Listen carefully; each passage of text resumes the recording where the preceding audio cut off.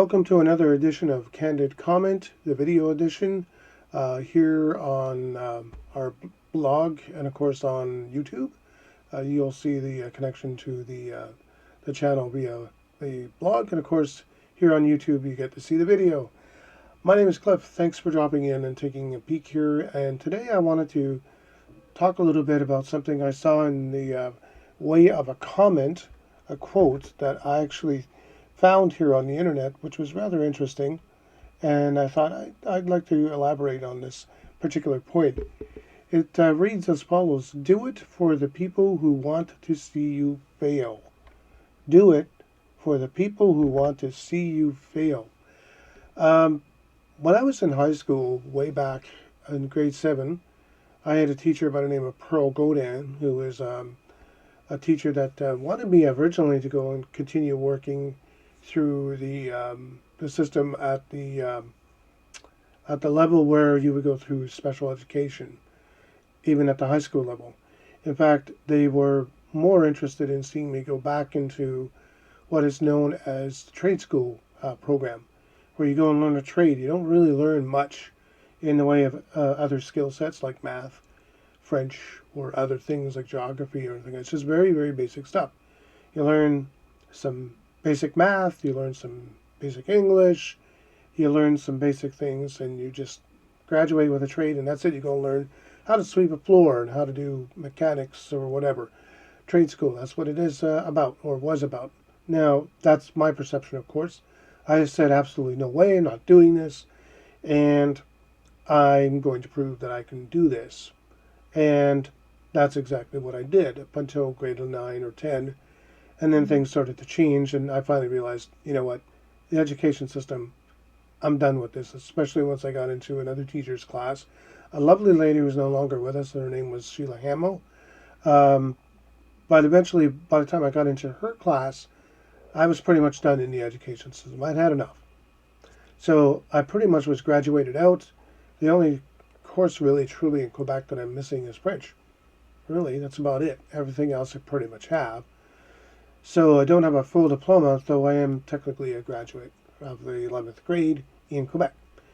I was able to get into college afterwards, a couple of years down the line in my late 20s and early 30s. I got into Mohawk College. I did 1 year of general arts and science, or GAS, and then I got into radio broadcasting, and I did that, and I actually had a small hand in working in the industry.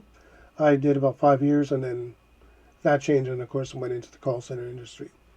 So this particular quote has a meaning, because what it appeared to me, and what I think this means really is really profound. Do it for the people who want to see you fail. Now, I don't suppose in any way, shape, or form that those two teachers wanted me to fail. In fact, Mrs. Godin was very, very helpful in a lot of ways, taught me a lot of things, and also gave me another quote that I've lived by: success comes in cans, not in can'ts. And that's an important thing to also relate to. Your success, whether you're doing this kind of thing with regard to YouTube or a blog or my podcast that I'm doing, or anything that you're doing in your career, is something you can have. But you have to take out the can'ts. You have to say to yourself, I can do this. And people will step up to you and say, well, you're not going to really make it here. This is not really going to be successful. Keep going at it. Eventually you'll find your niche and you'll be able to get forward movement on things. You're not going to succeed in everything you do. You need to understand that there are a lot of things that I've tried and just don't work. I mean, even for an example, I tried last year doing Uber Eats. Now, am I going to do it again? Maybe I might do it again. I'm thinking about it, but I might not, because of a number of factors. One, riding a tricycle is very, very tricky in the city of Hamilton because it's very hilly, and tricycles don't do well. They just don't do well in Hamilton with regard to the hills. You would need actually a motorized bike, tricycle or otherwise, in all the cases. You can still do non-electrified pedaling on a bike here in the city, but it's a really tricky business to go forward with. And so Doing that, not exactly going to be a thing. So I had to consider, is it really worth my doing? And also, I am visually impaired, so there's the safety factor that has to come into play. I know I've scared a few people, including my brother-in-law Roger. God love him. I appreciate that he was really concerned for the safety. The other safety factor is because there has been incidents where people have done the Uber thing, whether it's driving or in this case Uber Eats, and passengers or people receiving the delivery have done some pretty wild things. Recently, a story came out in Florida where somebody was killed. Um, I won't go into details. It's too gory. It's too unpleasant to go forward into. But the point is, they were killed doing an Uber Eats delivery, just doing their job. They were killed. That said, that doesn't mean you shouldn't try things like doing a channel.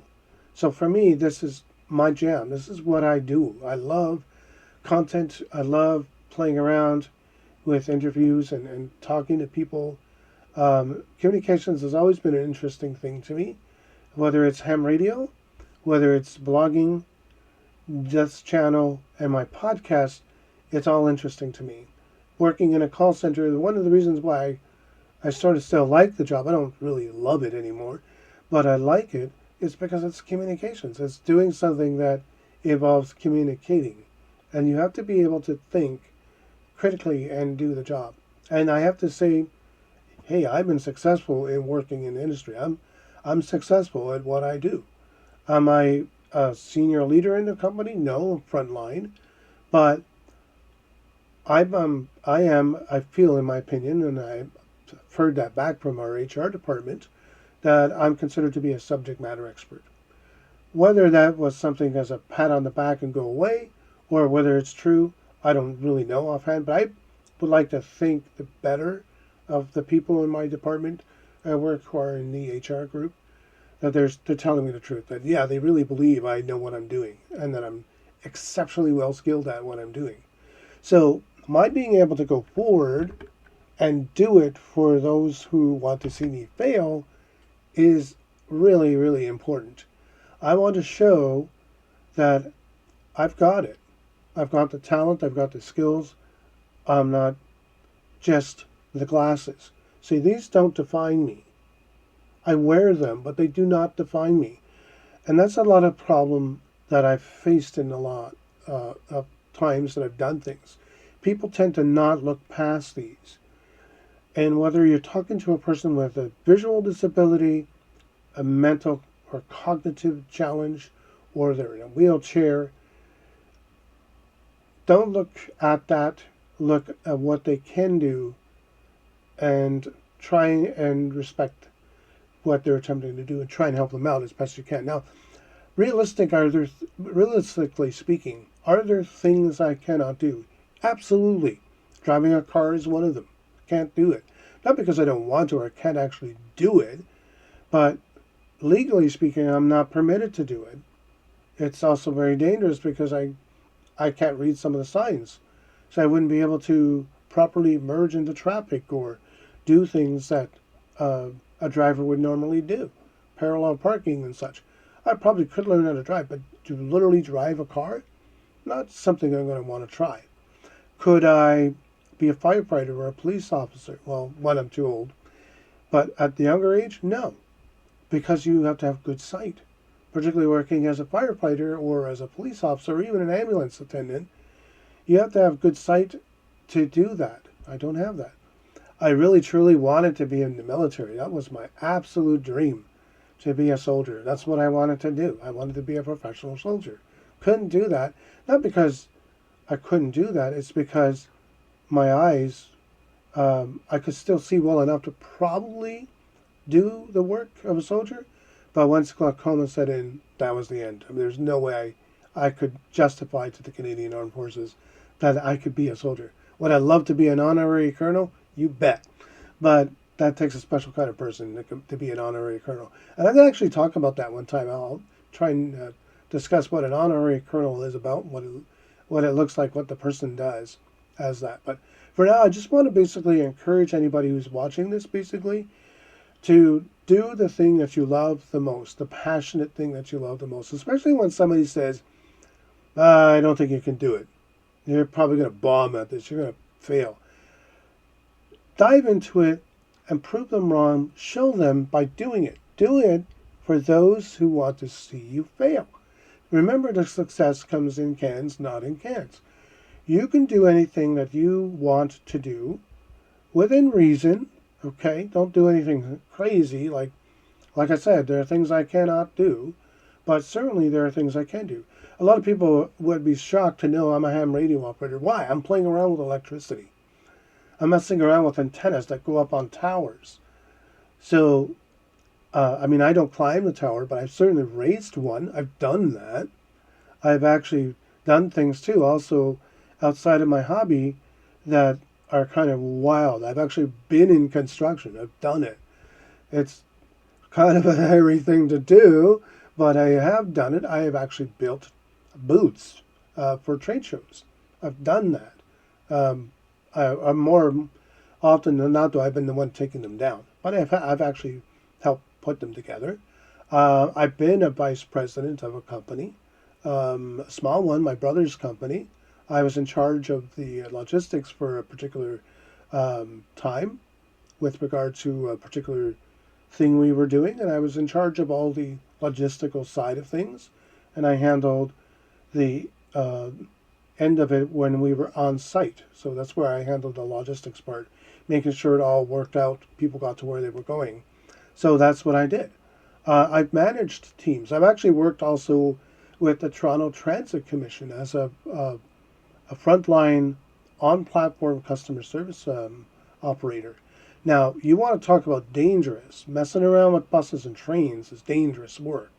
You really have to know what you're doing. And yeah, you have to have pretty good sight. But I had enough sight to do it. And would I recommend doing it? If you're built for it and you can stand for long periods of time, try it out. Work, I don't think they do the program anymore, but you might get lucky and you might be able to be a on-platform customer service representative. It is really interesting work.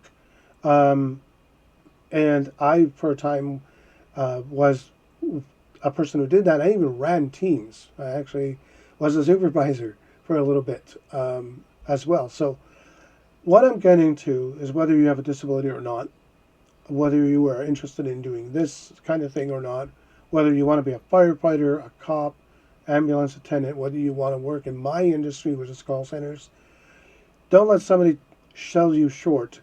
Try it out, see if it's for you, give it a whirl. You might find that it is, might not. And remember your limits. Remember that there are limits to things that you can do.